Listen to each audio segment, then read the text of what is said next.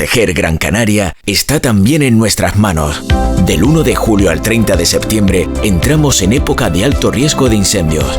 En verano, no uses barbacoas portátiles ni quemes restos de poda. Evita los fuegos artificiales y ten mucho cuidado con la maquinaria que genera chispas. Si se decreta la alerta, el semáforo de incendios pasará a rojo y el uso del fuego estará terminantemente prohibido, así como utilizar los senderos y pistas forestales. Infórmate en grancanariamosaico.com, Cabildo de Gran Canaria.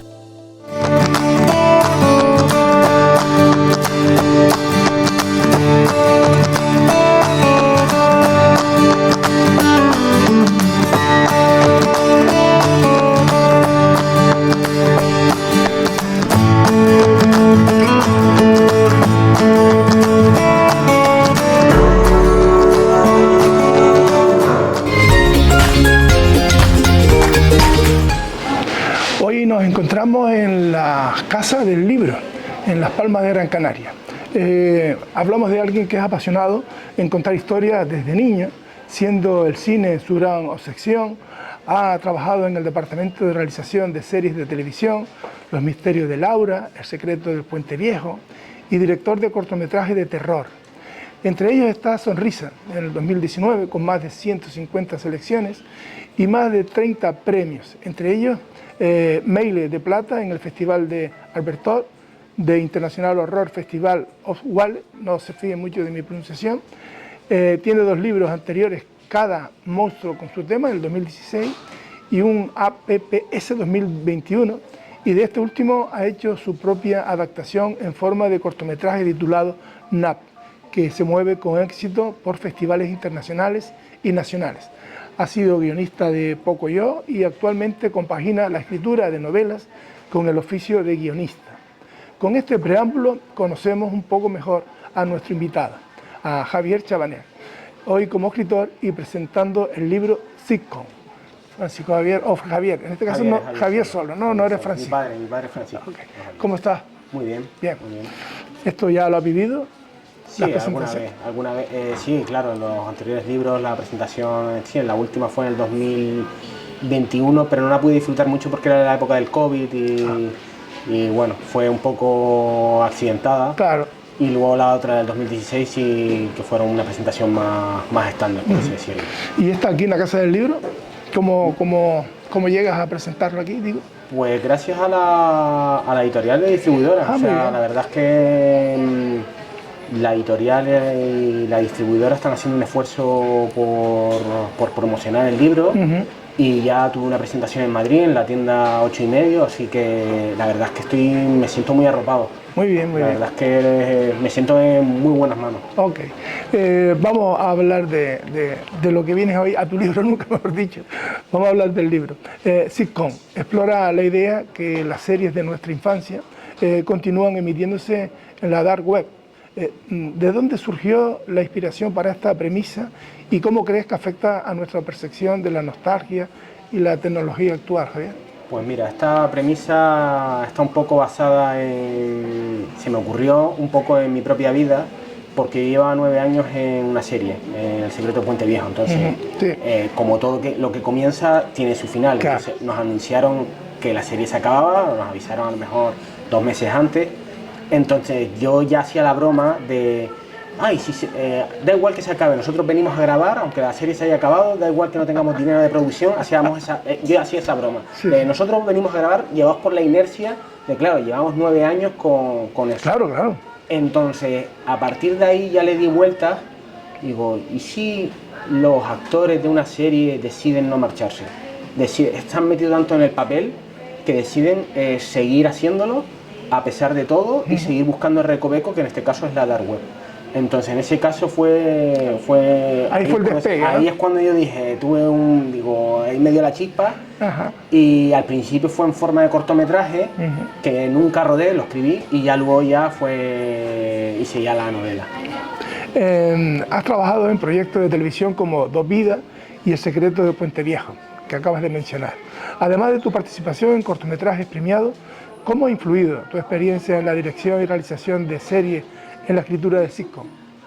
Pues mucho, porque como he dicho, como partía de algo real, que era el haber estado en una serie durante mucho tiempo, pues eso ya, el germen viene de ahí. Y luego mucho del mundo que está en la novela, de personajes, cómo se comportan los actores, ciertas cosas que son propias del oficio están metidas en la novela. Entonces son cosas que sí he vivido, y en ese caso sí que no he tenido que, no ha habido una labor de documentación, porque era mi propia, era mi propia experiencia. Entonces hay mucho de todo muy hiperbólico, pero sí que hay a lo mejor gente que he conocido, pues hay como una mezcla de un montón de personas que he conocido y crean un personaje.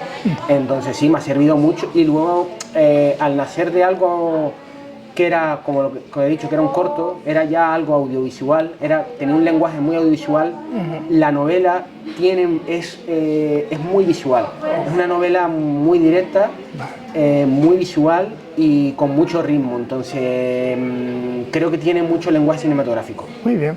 La novela está llena de referencias a la cultura por los años 90. ¿Qué importancia crees que tienen estos elementos nostálgicos para la generación actual y cómo influyen en el tono de la historia, Javier? Para la generación actual, yo creo que la generación actual a lo mejor es una época que no ha vivido, no ha crecido. Es importante que haya elementos que les hagan pensar, dice, ¿de dónde vienen? Es como nosotros, yo que vengo, yo soy de los 80, pero que empecé a ver cine en los 90, cuando veías elementos de la cultura pop ochentera te llamaba mucho la atención y mirabas para atrás. Entonces creo que sí es importante los elementos nostálgicos, porque al final es parte de la historia. Claro. Entonces a las nuevas generaciones es fundamental eso, el ver que hay un mundo detrás, y lo que ellos ahora pueden ser un tótem, un ídolo, pues nosotros teníamos lo nuestro. Entonces eso creo que es importante. Y luego, ¿cómo influyen en la historia de los elementos nostálgicos? Pues claro, es un poco de la idea, como el tema de algo. Yo creo que al final, yo creo que hay una época que ya empiezas a mirar atrás, o también a veces el decir 20 años atrás, tienes una imagen muy precisa de a lo mejor de cosas de tu infancia, o cosas que el tiempo te da, y tienes ya una visión más clara de. O sea, piénsate aquí a 5 años y no lo tienes claro, pero ya le ves, empieza a ver color a ciertas cosas. Entonces en la historia yo creo que no es algo que hubiera. A mí no me gusta a mí el tema nostálgico, porque sí, no me gustan las películas que son nostálgicas. Ha salido así. Ha salido así porque la historia lo pedía. Tenía que pasar que una familia en una serie pasaran 20 años, entonces tuve que ubicarlo en los 90. Claro. Y a partir de ahí ya fui tirando del hilo, y yo me fui encontrando con eso, con lo que yo recordaba de los 90. Yo me sorprendí a mí mismo lo que recordaba de los 90 sin tener que buscar, sin tener que lo recordaba. Eso es lo que me sorprendió. Cosecha propia, ¿no? Que no. Claro, no tuve que rebuscar nada. Tiré de mis recuerdos. Y lo tenía muy bien ubicado. Entonces eso me sorprendió, de ubicarme en el año 95 y decir, yo sé que estaba este videojuego, sé que estaba esta revista y sé que se había estrenado esta película. Eso es genial, porque claro, porque no, yo también yo lo decía antes, cuando veía a otros autores y hablaban del pasado, digo, o sea, tendrían que haber documentado de tal película y tal, y a lo mejor no, ves que en este caso, sí, en este caso tú ves que la infancia la tienes muy clara, y eso es lo que me ha sorprendido del libro. Perfecto. Tu trabajo como guionista en series infantiles como Pocoyo contrasta con el tono oscuro y de suspense de sitcom. ¿Cómo manejas estos cambios de género en tu escritura y qué desafíos presentan?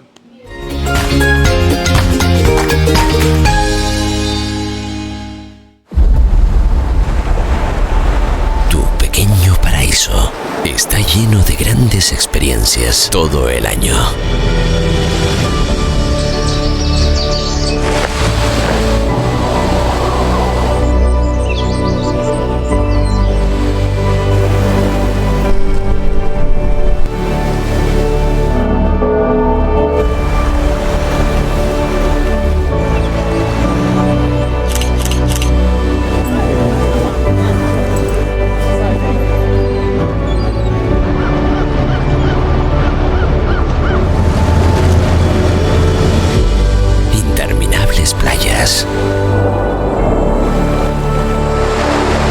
Naturaleza belleza imponente. Deliciosos sabores. Todo el ocio y deportes náuticos que puedas imaginar. Con el mejor clima de Europa. Mogán te da lo que le pides cuando lo pidas. Vive a tu gusto la combinación perfecta del mejor tiempo y las mejores experiencias. Mogán es tu pequeño paraíso todo el año.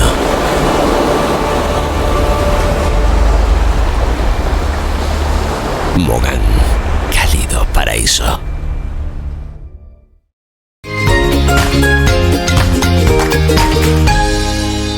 Pues mira, el terror, aunque no lo parezca, el terror y la comedia son géneros muy afines. Se parecen muchísimo porque al final lo que buscan es una respuesta muy primigenia. En el caso de la comedia es la risa, en el terror es dar miedo. Ajá. Entonces, yo lo he visto con los cortometrajes, cuando he hecho los cortometrajes y lo he visto con público. Si haces comedia, tú vas a tener claramente la respuesta si lo has conseguido o no por la risa. Y en terror funciona un poco así. Tú ves que la gente hay un silencio, o la gente incluso por el nerviosismo hay una risa nerviosa. Sí. Entonces se parece mucho en cómo tú creas esos capítulos, esos momentos, se parece mucho a un gag cómico, el tema del terror. Entonces, en el caso de Pocoyo, al principio evidentemente, al ser cambia el tono, evidentemente no puede, pero en la respuesta, en lo que al final lo que quieres es sorprender, se parece muchísimo. Entonces me costó al principio, pero luego vi que era algo que ya había hecho. Me sorprendí a mí mismo porque ya era algo que había hecho, y me sentí cómodo porque con el terror a veces tú tienes la idea, es tan absurda y te ríes y dices, joder, qué locura se me acaba de ocurrir, y es absurda, pero al cambiarlo de tono puedes hacerlo terrorífico. Pero tú te estás riendo por lo tonto que es, pero dices, sí, vale, pero si le cambio el elemento se puede hacer terrorífico. Entonces, creo que es importante el sorprender a ti mismo a la hora de escribir o lo que fuera, el ver cómo responde. Y en Pocoyo era igual, en Pocoyo yo buscaba cosas que me hicieran reír, como si fuera un niño. Entonces se parece muchísimo, son elementos muy primigenios. Has colaborado en diversas plataformas y formatos, desde televisión hasta revistas y programas de radio. ¿Cómo crees que la convergencia de medios influye en la manera de contar historias hoy en día, especialmente en géneros como suspense y el terror? La convergencia de medios, ¿cómo influye? Pues a ver, vivimos en un mundo en donde es que todo es multiformato, ¿no? Ahora cualquier formato, creo que primero que se retroalimentan, que cualquier formato sirve para ayudar al otro. Eso es importante, el no quedarte en un sitio, sino al final yo creo que es importante saber que es contar historias. El formato, esa es la base, y en cada formato se puede contar una historia. Entonces yo creo que hay que estar abiertos ahora a todo, aprender de todos los medios. Cada medio tiene sus exigencias y sus requisitos, pero al final creo que tenemos que estar y los que más van a llegar, o sea que tenemos que tener la mente abierta porque van a venir nuevos formatos de contar historias, y yo creo que la esencia nunca se pierde. Ajá. Creo que no se debe perder, creo que no se va a perder, porque podríamos decir que la radio siempre hemos hablado de que la radio parecía que iba a desaparecer y tal, y creo que está más viva que nunca. Claro. Ahora está más viva que nunca, en 2024 está más viva que nunca, la gente escucha un montón de, como tú quieras llamarlo ahora, radio, podcast, lo que fuera, pero está súper viva. Entonces, no sé, yo creo que hay que estar atentos, aprender de ellos y abrazarlos. Sitcom combina elementos de dark web, creepypastas y teorías conspiranoicas al estilo de Black Mirror. ¿Qué tipo de investigación realizaste para integrar estos elementos de manera efectiva en tu novela y qué descubrimientos te sorprendieron más durante este proceso? Mira, aunque no lo parezca, yo no me he metido nunca en la dark web, nunca, ni quiero, o sea, investigué por encima, es decir, sé que existe, sé lo que se puede encontrar ahí dentro, pero yo al final no quería quedarme en la sordidez terrenal en lo realista, sino llevarlo a algo más hiperbólico y algo más fantástico, sin perder, no hay elementos sobrenaturales en la novela, pero sí que me quise inventar mi propia versión de la Dark Web. O sea, lo llevé hice que la imaginación, claro, entonces no me agarré a la documentación, por eso no investigué, no quise investigar ni quedarme en casos reales, porque eso ya me parecía desagradable. Y al final es una novela de terror, pero de entretenimiento, no de plantear hechos reales y tal. Sabemos qué ocurre, pero quise hacer yo mi propia versión y allá cada cual. Entonces yo lo llevé más como si fuera eso, el infierno de Dante, mi infierno de Dante. Y espero que no sea así realmente la Dark Web, porque si no sería para preocuparse, porque lo he llevado a algo mucho más que va más allá de lo que podría ocurrir. Nunca se sabe, pero yo no hice una investigación real, ni tampoco dije voy a meterme en la Dark Web para ver qué hay y saco ideas. No, yo tenía clara, porque además en la Dark Web al final es un MacGuffin, es una excusa. A mí lo que me interesaba era la familia que pervivía y que está en bucle, interpretando y haciendo sus cosas de mente y tal, pero no el funcionamiento real de la Dark Web. ¿Cómo recomiendas para hacerse con la lectura de Cisco? O sea, ¿cómo hay que hacerlo? ¿Con tranquilidad? ¿Esperando sobresaltos? ¿Y en qué momento? ¿De mañana? ¿De noche? A ver, no sé, o sea, yo creo que cada... Me han hablado que es bastante terrorífica. Sí, o sea, yo sí creo que es un libro para todos los públicos, un libro para amantes del terror. No hay concesiones, en el sentido de que lo he hecho poniéndome el traje de terror y intentar dar miedo de verdad. Sí que tiene sus elementos de humor negro o de medio comedia, pero sí que la intención era dar miedo, era ser inquietante. Entonces, a mí sí me lo han dicho gente que lo ha leído y que sí le parece fuerte o le parece en parte desagradable y tal.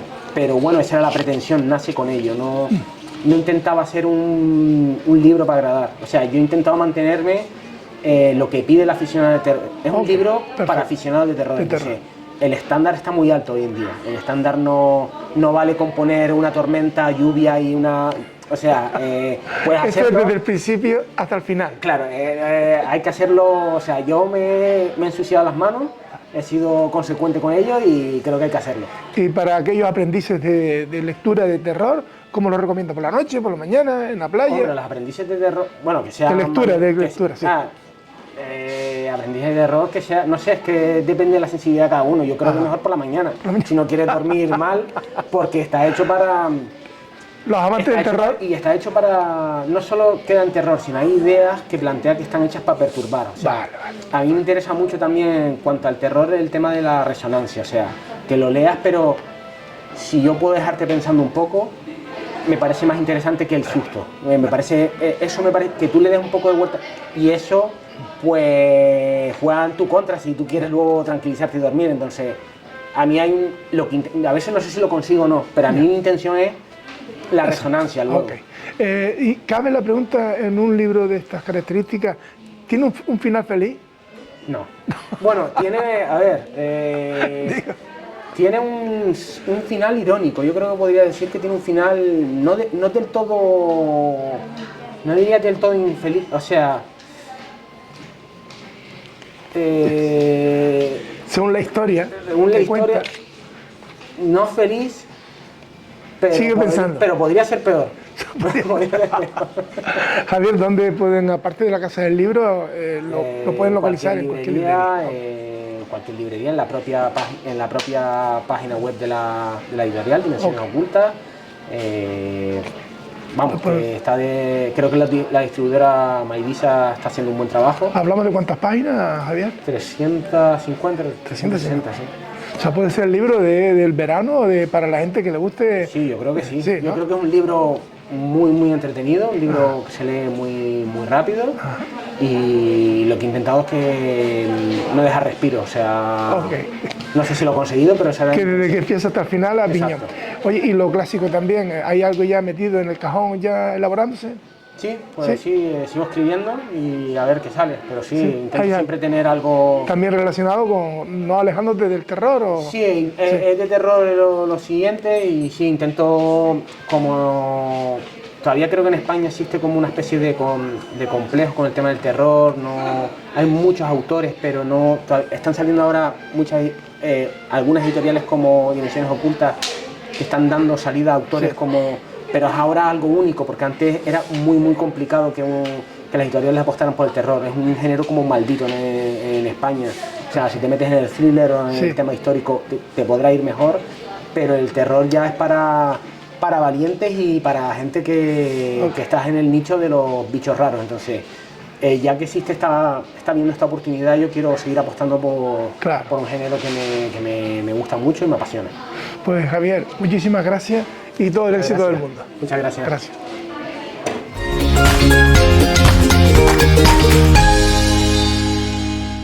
Proteger Gran Canaria está también en nuestras manos.